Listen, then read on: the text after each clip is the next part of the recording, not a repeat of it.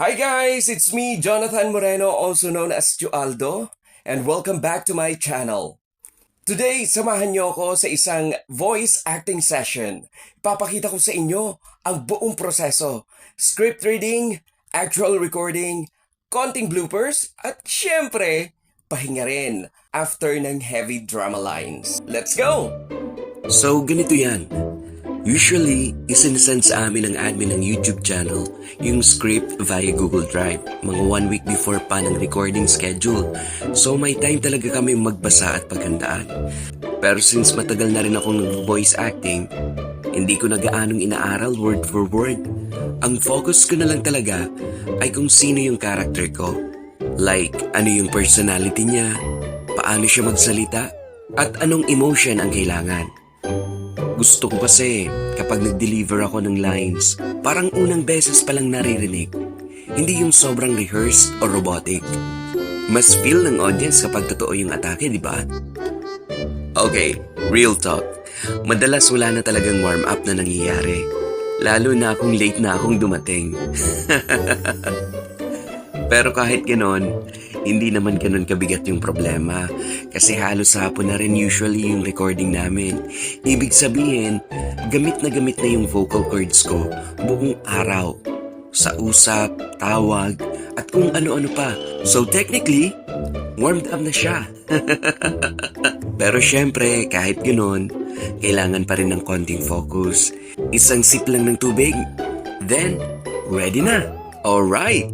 Time to record! Hindi nagkakaanak ang mga babae sa aming lahi. Tanging ang mga lalaki ang maaaring magkaanak sa mga tulad mo na normal na tao.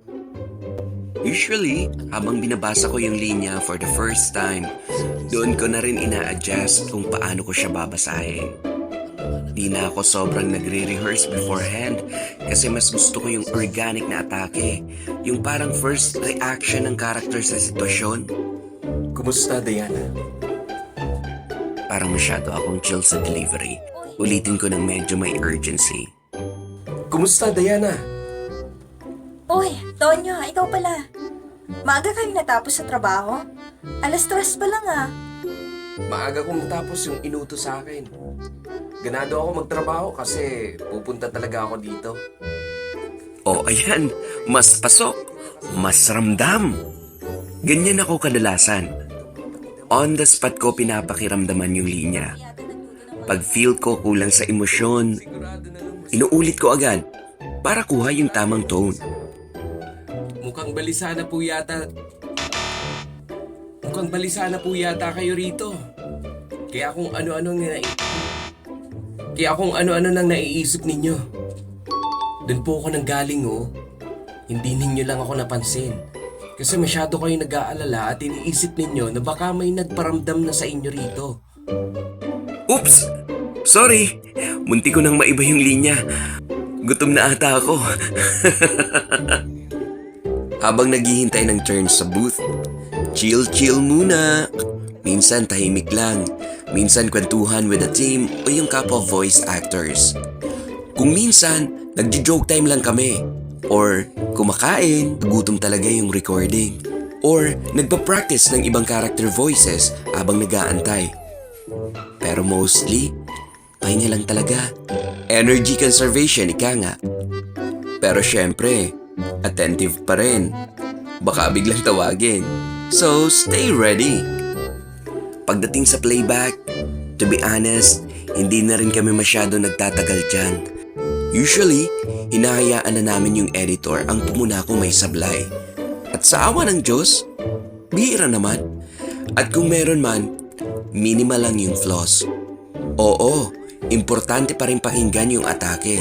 Pero since limited din lang talaga ang oras para mag-record, kumbaga, dasal na lang na okay na siya.